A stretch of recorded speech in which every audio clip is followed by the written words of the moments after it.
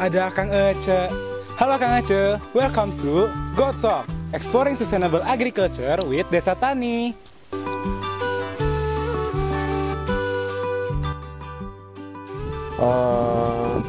Assalamualaikum warahmatullahi wabarakatuh. Selamat siang, nama saya Ade Rukmana, biasa dipanggil Mang Ade ya.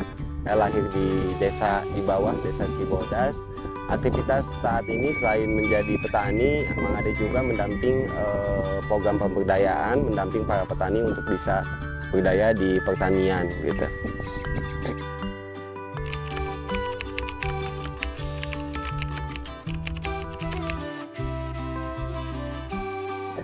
Desa Tani sendiri berdiri dari pengalaman pribadi Mang Ade sih sebenarnya, dari pengalaman pahit-pahit Mang Ade 2013 sampai 2015, bahwa petani itu cuma dijadikan seorang objek gitu kan, objek bagi mereka individu, objek bagi mereka perusahaan dan bahkan instansi terkait. Jadi petani itu cuma dijadikan objek demi kepentingan mereka semua gitu kan. Nah dari situ Mang Ade pengen punya benteng gitu kan, dan akhirnya 2015 lah Mang Ade cukup mandiri dan pengen lah bantu-bantu petani sekitar, tapi hasilnya belum maksimal lah, belum sangat ngebantu. Mang Ade nggak nyerah, Mang Ade membuat sebuah konsep desa tani, bertani berkoloni gitu kan di satu kawasan dan dipagari sama SOP yang ada. Konsepnya pun bertumbuh, yang dulunya mungkin hanya pertanian open field konvensional, di waktu itu pertaniannya udah tambah programnya, yaitu pertanian greenhouse. Alhamdulillah 2021 itu di desa tani itu bukan di koperasi kami itu bukan just desa tani aja ya programnya, ada program Sikandi Tangguh, ada program P3A, perkumpulan petani pengguna air, ada program UPJA, unit pengelola jasa Alsintan dan lainnya.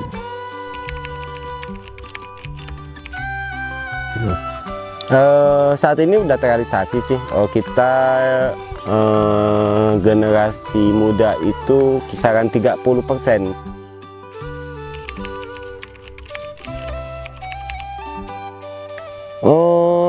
Bahkan lebih dari para petani yang dahulu. Generasi muda itu tinggal ngisi, jadi progresnya lebih cepat Kang dan lebih bagus.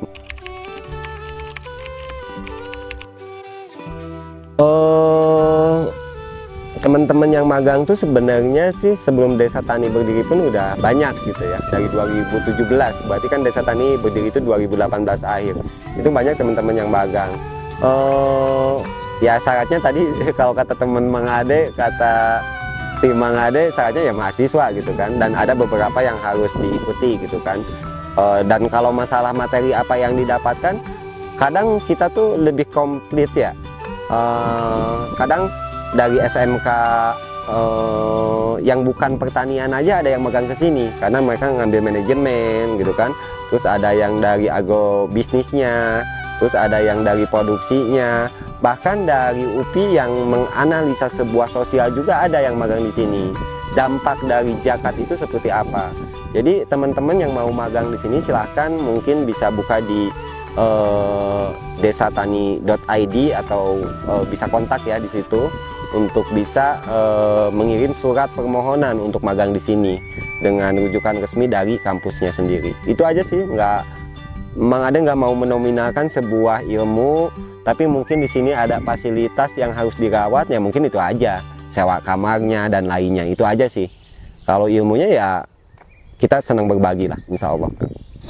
Nama saya Mang Uden, kesibukan buat sekarang saya bekerja di Desa Tani Dompet Duafa sebagai karyawan koperasi yang di bidang rumah semai, pembibitan.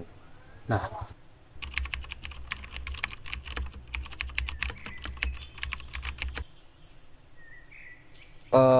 berapa lama saya di Desa Tani? Kalau di Desa Tani sendiri saya dari 2020 berpartisipasi di sini.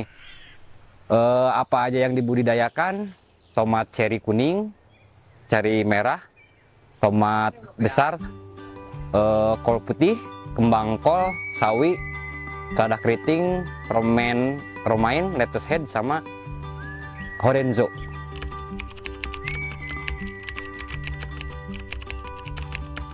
Kalau buat pembudidayaannya sendiri itu pertama kita dari rumah semai dulu, kayak nebar benih. Dan nebar benih setelah seminggu langsung disemai pakai kelontong daun pisang kayak seperti ini. Udah seminggu di rumah semai, kita langsung dialihin ke lahan, langsung ke lahan. Oke.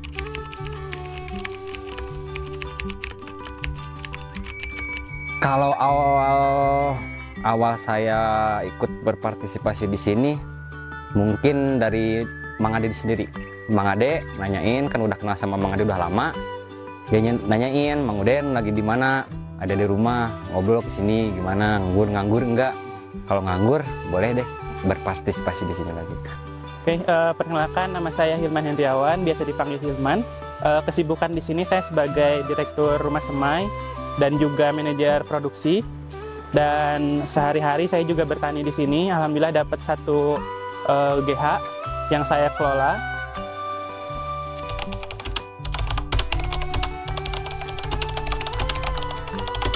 Oke, kalau untuk pesan dan juga kesan mungkin harapannya untuk petani muda ya. Kalau dari saya pribadi, saya juga baru pertama kali terjun di lapangan tuh di sekarang. Karena saya juga sebelum-sebelumnya kuliah, baru beres di sini. Saya lanjut di sini gara-gara kemarin itu penelitian akhir. Karena sebelumnya saya juga belum pernah ke lapangan. Saya juga kebetulan jurusan agroteknologi di UIN Bandung. Saya tidak pernah ke lapangan. Ketika saya di sini, ketika penelitian akhir, saya nggak cuma penelitian akhir, tapi saya juga belajar banyak di sini. Akhirnya karena saya betah di sini, direkrut sama Mang Ade di sini sama koperasi. Akhirnya saya dipercaya di sini buat megang rumah semai dan sama produksi.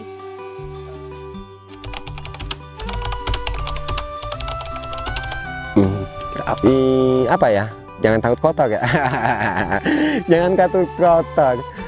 Jangan minder lagi saat kalian memilih menjadi seorang petani, dan petani itu nggak senegatif yang masyarakat luas pandang. Oke lah, saat ini masih banyak juga masyarakat yang masih memandang bahwa petani itu bodoh, bahwa petani itu orang kampung, bahwa petani itu jorok gitu kan. Tapi kita udah bisa membuktikan bahwa petani itu smart, bahwa petani itu bisa eksis gitu kan. Dan bahkan Mang Ade berharap generasi muda ini terus membantu kita untuk campaign konsep pertanian transisi, konsep pertanian yang lebih modern, konsep pertanian yang bisa dibikin sesuatu yang profesional gitu kan. Kita saat memilih menjadi petani ya kita sebagai entrepreneur gitu, bukan sesuatu yang menjijikan gitu kan.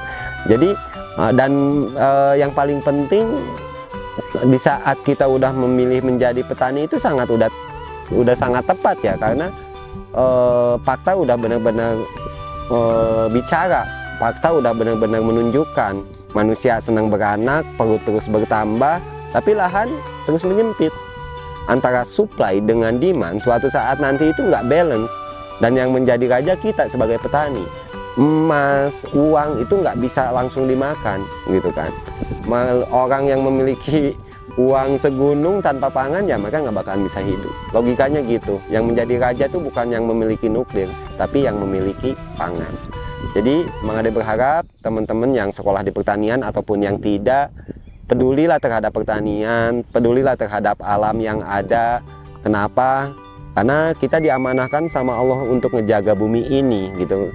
Kita sebagai khilafah, sebagai pengganti setan dan jin yang nggak amanah merawat bumi, masa iya kita nggak amanah juga untuk merawat bumi ini? Itu aja sih yang Mang Ade harapkan dari generasi, back to nature dan tetap peduli ke para petani. Selama di Desa Tani, alhamdulillah buat pribadi saya sendiri lebih banyak pengalaman, kayak ketemu sama kakak-kakak yang di sini seperti dosen dan banyak lagi lah. Banyak pelajaran yang saya pribadi dapat, ilmu, alhamdulillah.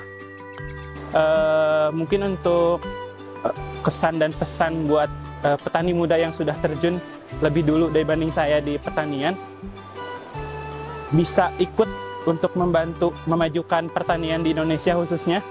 Karena yang saya rasakan, kenapa saya bisa ikut terlibat di sini, saya melihat khususnya keprihatinan dari para petani di sini khususnya.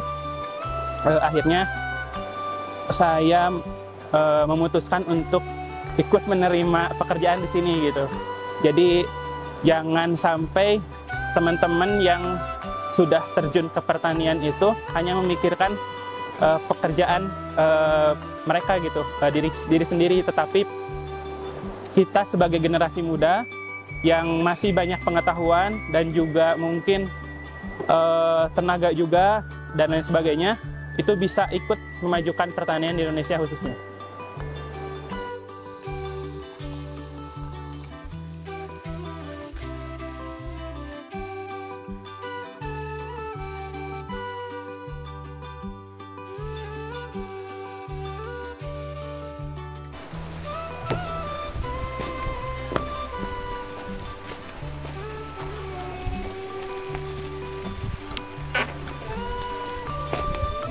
Nah, gimana Kang C? Seru kan di Desa Tani? Penasaran kita selanjutnya mau kemana?